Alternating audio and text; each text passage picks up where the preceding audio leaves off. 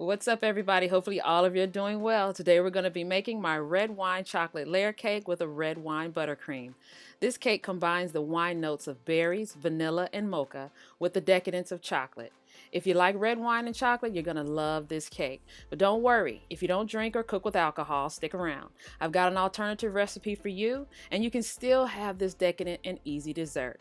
So let's get into it. First, we're going to start by making the buttercream. Usually I do it later, but we can do it first today.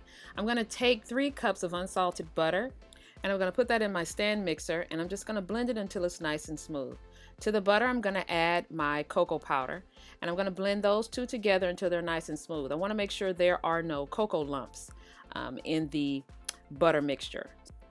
I'm just going to give the mixer a pulse, just so that I can avoid as much cocoa powder dust going everywhere as I can. You can also just take a spatula, scrape the sides of the bowl, and mix it together first.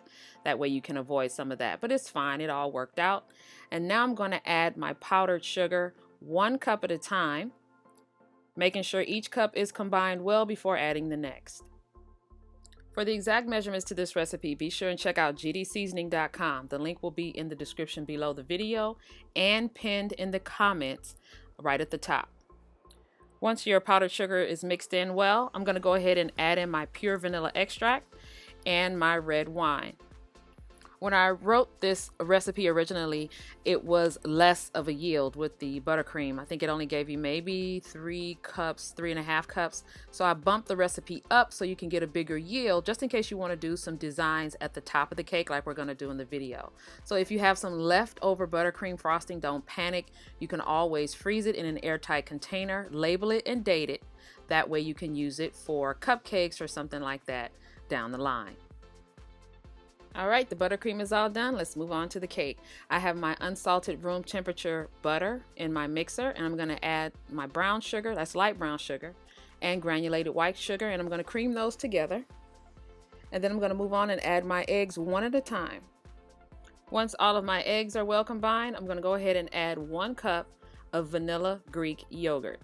This yogurt is going to help with moisture, and it's going to help us deliver on those notes that we're pulling from the wine anyway. So we're going for vanilla, mocha, berries. It's going to have a great addition to the cake.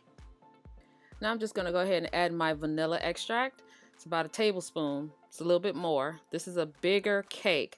Again, I bumped up not only the buttercream, but I bumped up the cake also. Then I'm going to do what I usually do off camera when I am testing recipes and I'm by myself. I'm just going to put my sifter right over the cake batter. We're not going to do the alternate thing with the liquid and the dry ingredients. Didn't feel like it last night. So I'm just going to take the dry ingredients and sift them directly over my batter. Now, to avoid a dust cloud, take your spatula and scrape down the side of your bowls and kind of fold the batter over itself. That way you won't have a mess everywhere when you put the beater back in to mix everything together. Okay, so while your batter is still nice and lumpy, go ahead, slow your mixer down and add your wine. Don't wait until it's completely smooth to add the wine. No, do it early while it's lumpy, so all of your batter will come together really nicely and you don't have to mix it as long. All right, let's talk about the wine I'm using for my particular cake. I am using the Apothic RED, which is in the center of the screen. It is classified as a semi-sweet. It has a mixture of Zinfandel, Syrah, Cabernet Sauvignon, and a little bit of Merlot. If you know me, you know I don't like sweet wines, but these are semi-sweets and they kind of agree with the cake and for my taste. However, if you like a sweet wine, you want to go with a port. I'm going to give you guys a link that'll distinguish what sweet wine and semi-sweet wines are. That way it'll make it easier for you to find what you like in the grocery stores. And if you get confused, you can also use a spumante, which is an Italian sparkling wine. It's not red, but it's still sweet and it has the ability to go with chocolate and berries really well. And for those of you wondering why the Apothic RED bottle is empty, it's because I bought the bottle 4 days before I actually did the recipe. You know, I had to open it and let it breathe and taste it and make sure it wasn't poison, you know. Simply said, the cake got what was left. Okay, for those of you who don't drink, here's your alternative. You are going to replace the wine measurements in both the buttercream and the cake with a chocolate milk. This is a separate recipe, and I'm going to cut back on the granulated sugar in the recipe because chocolate milk I'm finding is really sweet anyway, just like some of those sweeter wines. So we're going to roll back on some of that granulated sugar and allow the chocolate milk to add some flavor to the cake.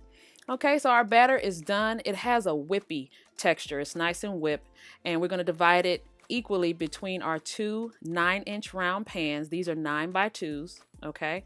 And we're going to put about 3 1/4 cup of batter in each. That is going to be evenly divided, okay? I already did that measurement for you. We're going to bake these at 350 degrees for about 35 minutes. You can check it at the 30-minute mark. Insert a toothpick, see if it comes out clean. Probably won't, but just double check because sometimes our ovens run hot. So once a toothpick comes out clean, they're all done. And we're going to let them cool in the pan for about 5 to 10 minutes. And then we're going to invert them on a cooling rack and let them cool completely. Now here's the real reason why you want to use a wine that you would drink. It's because I'm going to poke some holes in the cake and I'm going to brush the top of the cake with the wine. Because we baked with it, the alcohol evaporated. So because I want a little bit more flavor from that fruity wine, I'm going to brush the top of the cake with it. You don't have to do this step, but this is what I did to really bring the flavor home of the wine, because if you like it, if you drink it in a glass, you'll eat it. That is the basic rule of cooking with wine, both savory and sweet. If you put it in a glass and drink it, you can cook with it. All right, and we're just going to let that sit. Now, because the cake's domed a little bit, you take a knife, preferably a serrated knife. I couldn't find mine, but it does exist. Just cut the very top off, and then I'm going to go in with my buttercream. In between the two layers, we're going to put about 1 cup or 1 cup and 1/3 of the buttercream right between the layers, and just spread that out evenly. And then we're going to top it with our other layer upside down, and then we're just going to put our crumb coat on. Remember, your crumb coat is that very, very thin layer of frosting on the cake that catches all the crumbs. And then we're going to put it in the refrigerator for about 10 or 15 minutes. Then I'm just going to take it out because that crumb coat is set. So none of that will move under there while you frost the rest of the cake. And it makes for a neater cake. If you don't care about that, then, go ahead and frost it. But I try to make it as neat as possible. So I have my outer layer of the cake the way I want it. And I'm going to do designs at the top of the cake. I'm not going to worry too much about the sides.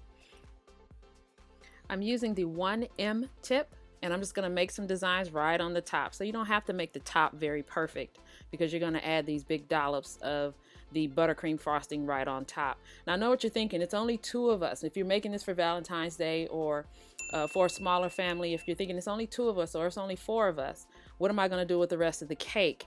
What you could do is bake this cake and then share it with another couple. You could do that too, that's very helpful to each other. You don't have to go buy a dessert, but you can have a delicious homemade special dessert, and everybody can share it. The classic version of the cake, which is the one with the milk, can definitely be used for children's parties or just regular adult parties. It's a nice change. So if you want the one that has the wine, go ahead and make it. But if you're making a cake for children or people who don't consume alcohol, grab the classic version that uses the milk. This cake is so tasty and delicious and moist. I'm sure you guys are going to love it. This is a bump off from one of my cupcake recipes, and I'm going to link that down below also, but I'm sure you guys are going to enjoy this recipe. Okay, I got one more suggestion for you. Just in case you still don't want to make a 2-layer cake. I don't see why you wouldn't, but okay, here we go. You can still cut the recipe in half and bake 1 layer. Scrap the buttercream, crumple up the cake in a martini glass with some fresh berries, and add some whipped cream or ice cream and a little chocolate sauce. Boom, you got dessert for not only the 2 of you, but for the kids in the house. You can make them some and they can have some also. All right, now it's time for viewer shout outs. That is when you guys make my recipes and you send me photos, and that way I can give you a shout out on one of my videos. So first up, we have Vanessa Jones, who made the lemon cream cheese pound cake with a sheer icing, and she said it went really fast. She had to hurry up and take a picture. And then we have Carter Dorsey, who put her heart and soul into that lobster, shrimp, and crab macaroni and cheese. She did a great job, making me hungry. And then I have Ivy Anderson, who tagged me on Instagram during the Super Bowl, and she made the garlic hot wings, which look absolutely delicious. Thank you guys so much for joining me. You know I appreciate it when you come cook with me and hang out. Don't forget this recipe and others can be found at gdseasoning.com. And I'll see you guys next time.